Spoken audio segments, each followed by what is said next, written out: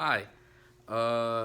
This is the final Black is the Body chapters. The first one was about Emily Bernard's journey in her life to find a home and kind of the home that her children currently have now.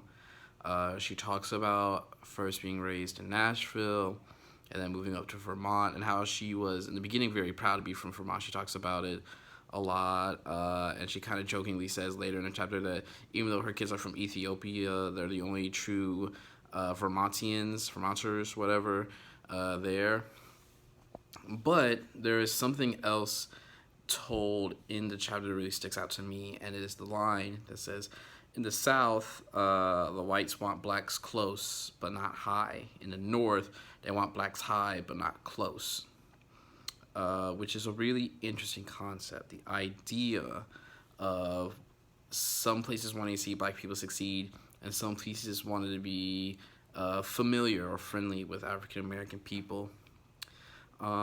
This chapter, I feel, more than any chapter, is really arguing the idea of the importance of space and place. The places being the physical location, but the spaces being Emily Bernard admitting that she idolized Vermont through other people's idea of what it is.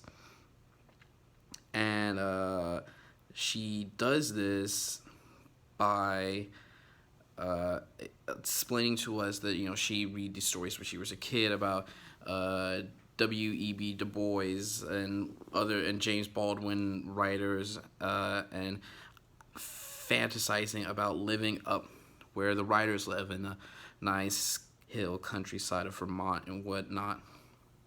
However, we later see through the chapter that this is a fantasy, not the reality of the land. And in the chapter, she talks about also kind of struggling to have an interracial relationship in Vermont. The beginning of the chapter talks about being in a black church, and how she needed a dose of blackness in her life. And I feel this was a very excellent way of talking about race and location and relatively to race. Personally, I'm from Lawrenceville, Georgia, which is the countryside of Georgia, so I can definitely relate to a lot of what Dr. Emily Bernard is talking about with the African American relationships in the context of location, whether it be north or south and whatnot. The epilogue she talks about is about how her mother's passed, and a year later she finds a note, or not a note, more like a poem about a walk that her mom took with her grandma, Mama Temple. And in there, she talked about how these white boys threw a bunch of rocks at them and how, it was painful.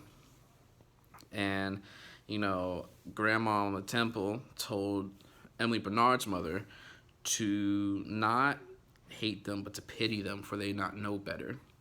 Very Dr. King kind of thing to say. I'm not sure if Dr. King was around during that time, but it felt like something the Reverend King would have said.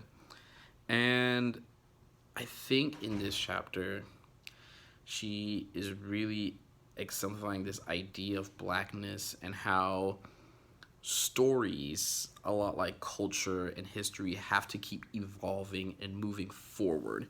The idea that, we can't just stay hurt from the past and we can't still just be in pain because of it. Granted, we can't ignore what has happened, and we can't, turn our backs to the past and turn back the hands of time and feel that pain all over again, because that pain will always be with us.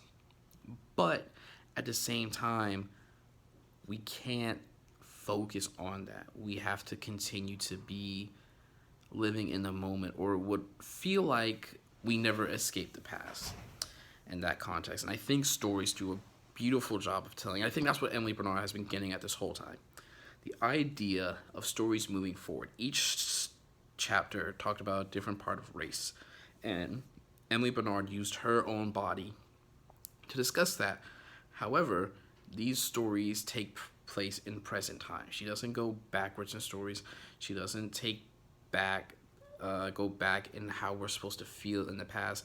She always talks about moving forward, whether it's with raising her daughters, teaching her students, trying to build a better future of better race relationships. I think that is a big point of the book. It is about healing and moving forward. Black is the body, and the body has to continue to age and move forward. Through Dr. Bernard's stories, I think we can really learn about the idea of race in America, but better yet, the idea of moving forward and moving past that. Not necessarily past it, but moving forward with that and learning to grow. Thank you.